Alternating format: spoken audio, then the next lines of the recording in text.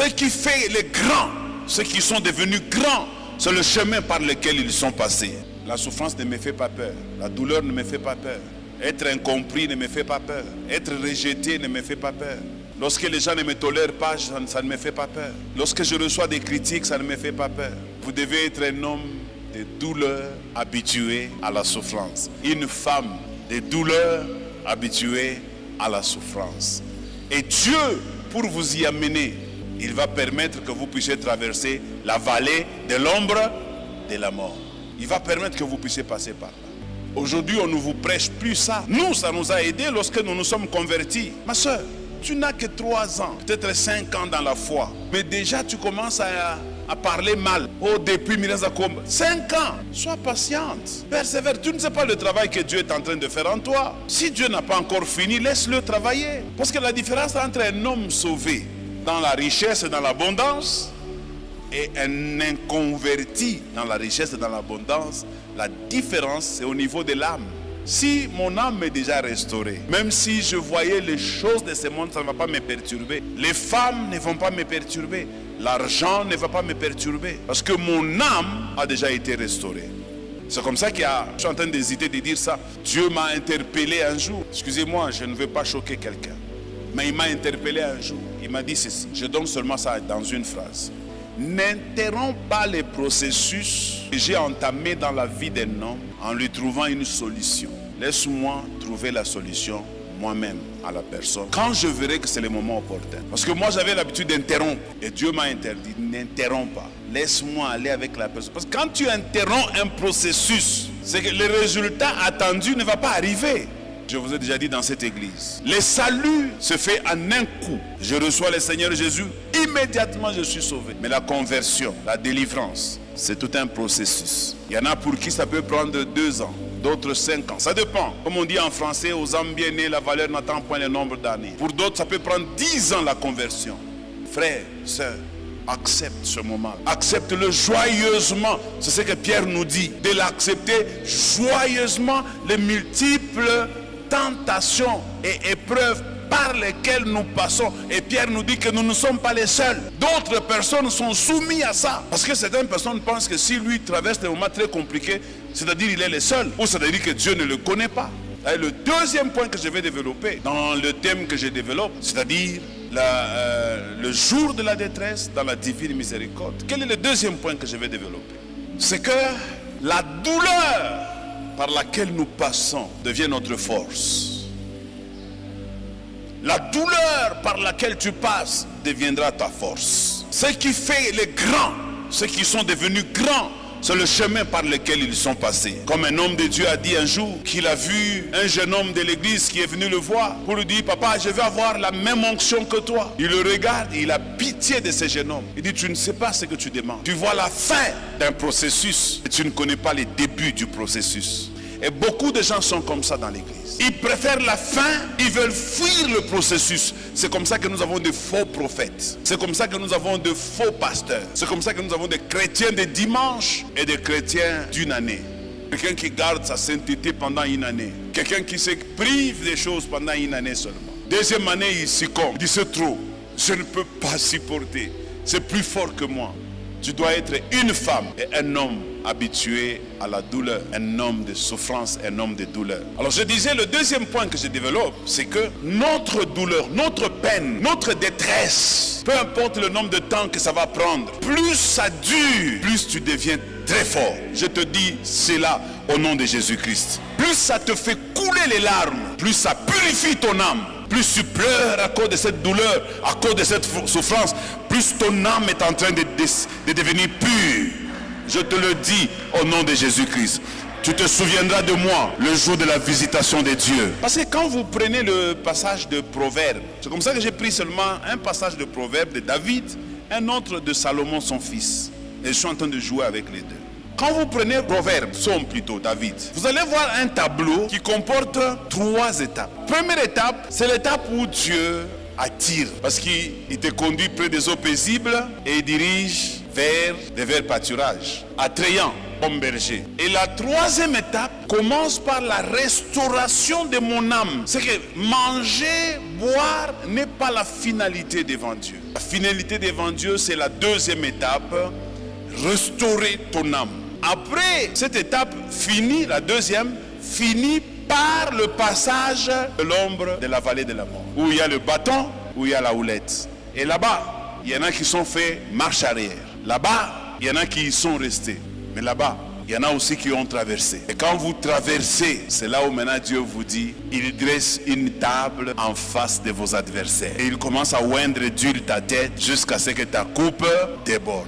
Le bonheur et la grâce nous accompagneront tous les jours de notre vie et nous habiterons dans la maison de l'Éternel jusqu'à la fin de notre jour. Mais ça, c'est la dernière étape. La deuxième étape, c'est la traversée. Ne fuis pas la traversée. Et dans chaque niveau de l'homme, quand l'homme veut monter de niveau, quand il veut aller de l'avant, quand il veut, gravir des échelons, à chaque niveau. Aujourd'hui, tu peux arriver à un certain niveau, tu es arrivé, mais après ce niveau, tu vas le trouver nul.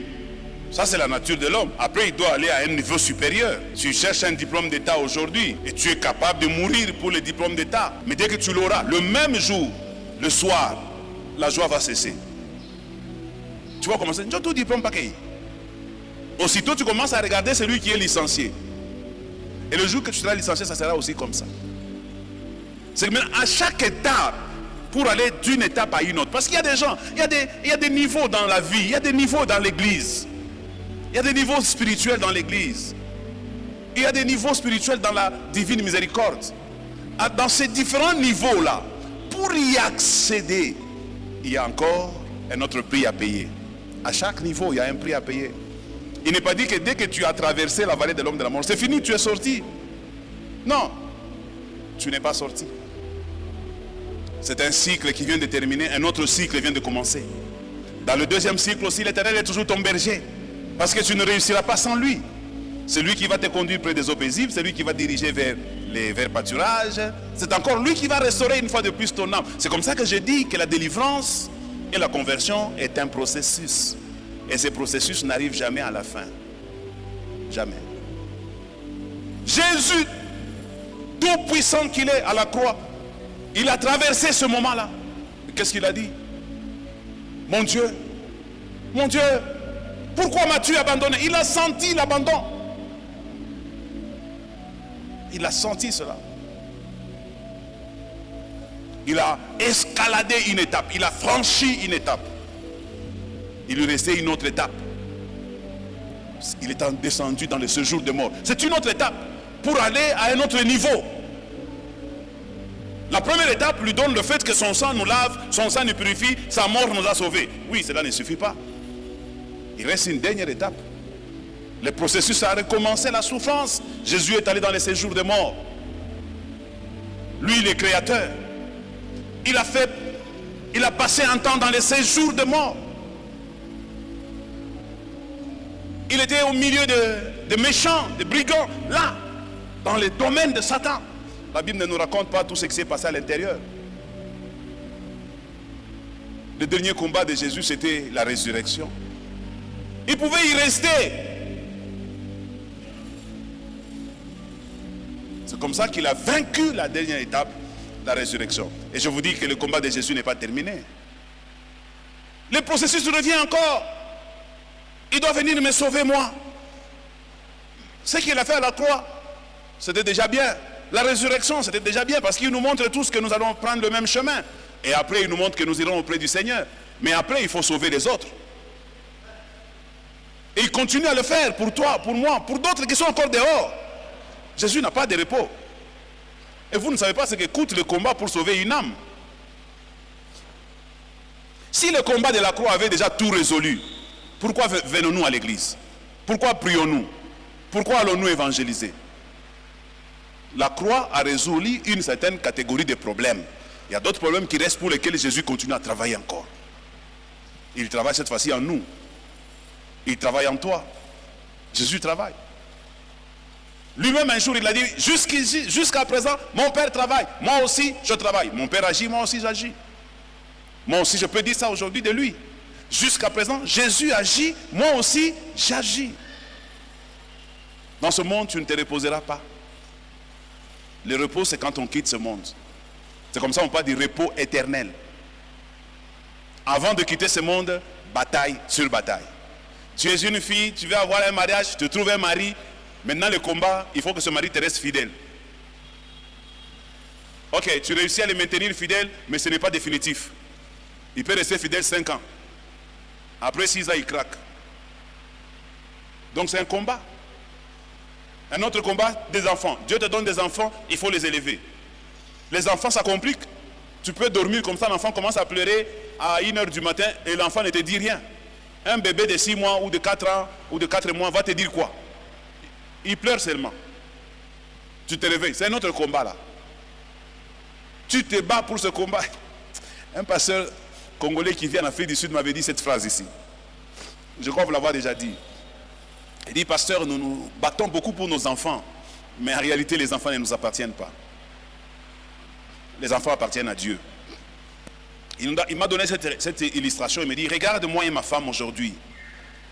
Nous avions 9 enfants dans notre maison. Nous nous faisions des privations, ma femme et moi, pour élever ces enfants. On avait des moyens, on pouvait se taper les luxes de faire comme les autres. On s'est dit non, non, que les enfants étudient d'abord. Que les enfants trouvent à manger. Que les enfants se fassent soigner. Il me dit aujourd'hui où je te parle, pasteur, tous les enfants sont partis de ma maison. Il y en a même qui ne voulaient pas rester chez moi, ils voulaient partir à Londres. D'autres se sont mariés. Et à la fin, je me retrouve seul avec ma femme. On avait construit une grande maison. Maintenant, c'est compliqué là-dedans. Si ma femme est dans une pièce et moi dans une autre, j'ai comme l'impression qu'on va me kidnapper. La maison est tellement grande, je commence à crier, tu es où, Justine? Justine me répond, je suis ici. Et tu sens même l'écho dans la maison. Il dit, les enfants pour lesquels nous avons beaucoup souffert, ils nous appellent peut-être une fois par semaine. Et pour venir nous visiter, il faut attendre 3 mois. Et puis il est allé fonder aussi notre famille. Et il dit, c'est ça ma famille. Et moi? Qui suis-je pour toi? Il a maintenant sa famille, c'est vrai, il ne faut pas forcer les choses. C'est ça sa nouvelle famille, c'est ça sa famille. Et elle est capable de se battre, de se tuer. Ou il est capable de se battre, de se tuer pour sa famille. Quand on dit papa est malade, je vais passer après-demain. Il a besoin de quoi? Je peux vous envoyer l'argent? Est-ce que j'ai dit vrai? C'est ça le cycle de la vie. C'est aussi des combats. Donc nous combattrons de toutes les manières. Je pensais que si j'ai réussi à éduquer mes enfants et que mes enfants se mariaient, ils finissaient les études, ils avaient du travail, c'est fini, je vais dire, ouf, enfin, maintenant je peux m'amuser avec la vie parce que je n'ai plus de dépenses à faire. Je me suis trompé, même les petits-fils, c'est un problème. Papi, maman m'a tapé. Pourquoi il t'a tapé? Parce que je lui ai demandé de m'acheter ceci. Ok, c'est pas un problème, moi je vais t'acheter. Le combat ne termine pas, je vous dis. Quand l'enfant là tombe malade, on t'appelle, hein? Moi je pensais que c'est fini ces histoires. Non, ça ne finit jamais mon frère. Toi qui n'as pas encore vécu ça, tu vivras ça. Ça n'est pas encore fini, ce n'est pas encore terminé. Quelqu'un me donne un bon amen? Je vais terminer, bon je n'ai pas le temps de développer mon 3e point. Je vais terminer en vous disant ceci. Si nous lisons la dernière partie, hein, c'est là que je vais terminer, pour vous exhorter, on va prier un tout petit peu. La dernière partie des Proverbes maintenant, on termine avec lui. Proverbe chapitre 24, verset 10. Écoutez la dernière partie. Si tu faiblis au jour de la détresse, ta force n'est que détresse. C'est-à-dire, il ne faut jamais relâcher, il ne faut jamais faiblir le jour de la détresse. Les jours de détresse seront toujours là. Il y a des parents qui enterrent leurs enfants. Ce n'est pas de la joie quand un parent enterre un fils. Ce n'est pas normal. Et j'interdis ce soir à tous les esprits méchants qu'un parent dans cette église enterre un fils, qu'il n'en soit jamais ainsi au nom de Jésus-Christ. S'il y en a eu avant, cela ne va plus se répéter au nom de Jésus. Comme la Bible dit, la détresse ne paraîtra pas 2 fois. Tu me donnes un bon amen? Ce n'est pas normal. Ce qui est normal, c'est que nous les parents, nous puissions être enterrés par nos enfants dans une vieillesse heureuse. Quelqu'un me donne un bon amen? Alors, ne faiblis pas. Si tu faiblis, ta force n'est qu'une détresse. Je vais parler de la force, c'est ça le troisième point, la force de l'homme. Je termine par là. J'avais beaucoup de choses à dire là-bas, mais je termine par là. La force d'un homme. Ce que l'homme a comme force est souvent intrinsèque. C'est à l'intérieur de lui. La force de tout le monde ici n'est pas visible pendant que nous sommes assis là. Mais quand est-ce que nous voyons la force de quelqu'un? C'est par les effets extérieurs. Quand nous voyons les réalisations de cette personne. Quand nous voyons les choses auxquelles cet homme a fait face pour arriver là où il est. Qu'est-ce que nous concluons? Cette femme, cet homme est très fort. On n'est pas fort quand on a eu la vie facile. On est fort quand on passe par des moments très compliqués, on finit par s'en sortir. Alors soyez forts au nom de Jésus-Christ. Et j'ai beaucoup de choses à dire là-dessus. La Bible dit, la joie de l'Éternel, c'est notre force. Faisons des choses de manière à plaire à l'Éternel. Plus nous marchons dans ce monde en faisant des choses qui plaisent à Dieu, plus nous deviendrons forts. Et c'est avec cette force-là, le jour de la détresse, nous allons faire face à cette détresse. Un problème peut survenir ici.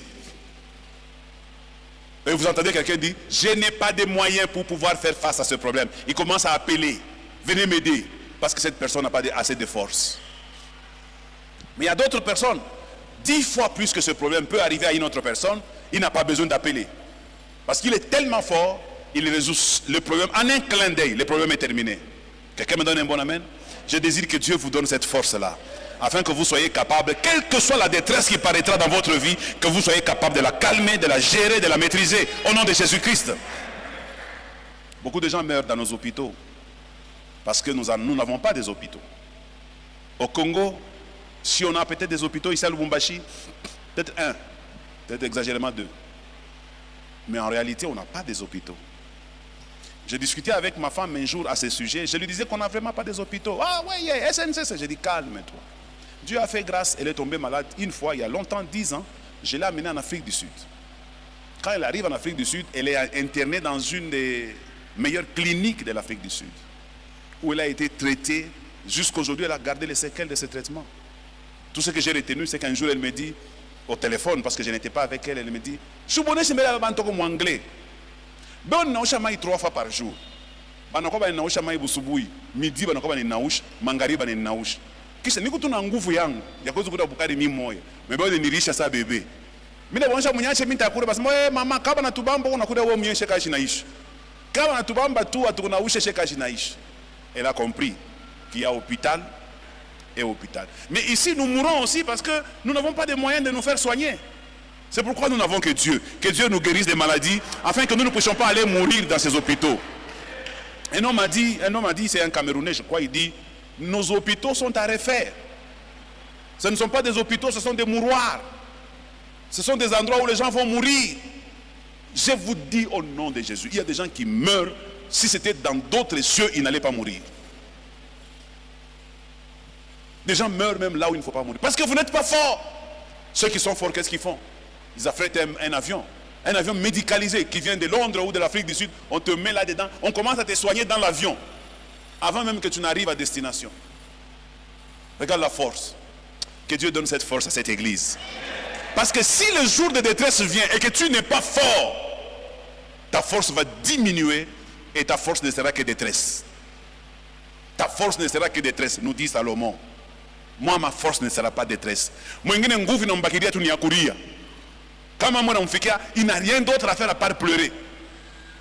C'est tout ce qui lui reste à faire. Que Dieu te délivre de ça au nom de Jésus-Christ.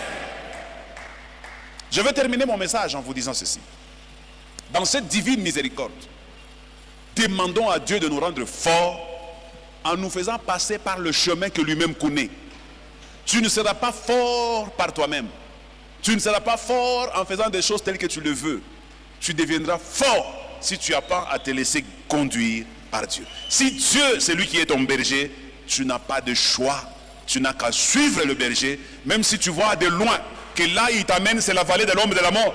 comme c'est lui le berger, et comme il est à côté de moi, j'accepte, j'entre, parce que derrière la vallée de l'ombre de la mort, il y a une table qui sera dressée en face de mes ennemis, et il va oindre d'huile ma tête jusqu'à ce que ma coupe déborde, le bonheur et la grâce tous les jours de ma vie, et moi j'habiterai dans la maison de l'Éternel jusqu'à la fin de mes jours. On acclame le Seigneur.